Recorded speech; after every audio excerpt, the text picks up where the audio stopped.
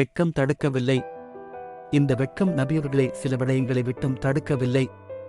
முதலாவது, உண்மை பேசுவதில் இருந்து தடுக்கவில்லை. ஆயிஷா ரலியல்லாஹு கூறினார்கள், நபியவர்கள் உண்மையை தவிர வேறு எதனையும் பேசி நான் கண்டதில்லை. ஒன்றை கூறிவிட்டு அதற்கு மாற்றமாக நடந்ததாக நான் கண்டதில்லை என்கிறார்கள். இரண்டாவது, மெய் சாட்சி சொல்லுவதில் இருந்து தடுக்கவில்லை. இப்னு அப்பாஸ் ரலியல்லாஹு அறிவித்தார்கள், நபியவர்கள் கூறினார்கள், ஒருவேளை திருடியது என் மகள் பாதிமாவாக இருந்தால் நான் அவளது கைகளையும் வெட்ட உத்தரவிட்டு இருப்பேன் என்றார்கள். மூன்றாவது, இஸ்லாத்தை கற்றுக் கொடுப்பதில் இருந்து தடுக்கவில்லை. ஆயிஷா ரலியல்லாஹு அறிவித்தார்கள், ஒரு பெண் நபியவர்களிடம் வந்து மாதவிடாய் காலத்துக்கு பின் குளிப்பதை பற்றி கேட்டாள். நபியவர்கள் விளக்கிக் கூறினார்கள். அந்த பெண் மறுபடியும் கேட்டாள், என்னுடைய இரத்தத்தை எப்படி சுத்தம் செய்வது என்று.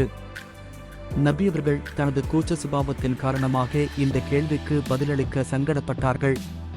ஆனாலும் பதிலை தெளிவாக மறைக்காமல் கூறினார்கள். நான்காவது, அநியாயத்தை தடுப்பதில் இருந்து தடுக்கவில்லை. அனஸ் இப்னு மாலிக் ரலியல்லாஹு அறிவித்தார்கள், ஒரு நாள் நபியவர்கள் கூறினார்கள், உங்கள் சகோதரனுக்கு உதவி செய்யுங்கள்.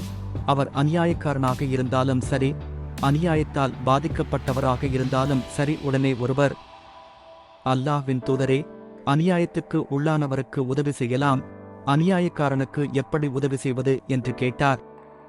அப்போது நபியவர்கள் கூறினார்கள், அவரை அநியாயம் செய்வதில் இருந்து தடுப்பதுதான் அவருக்கு செய்யும் உதவி என்றார்கள். இப்போது உங்களுக்கு ஒன்று புரிந்திருக்கும்.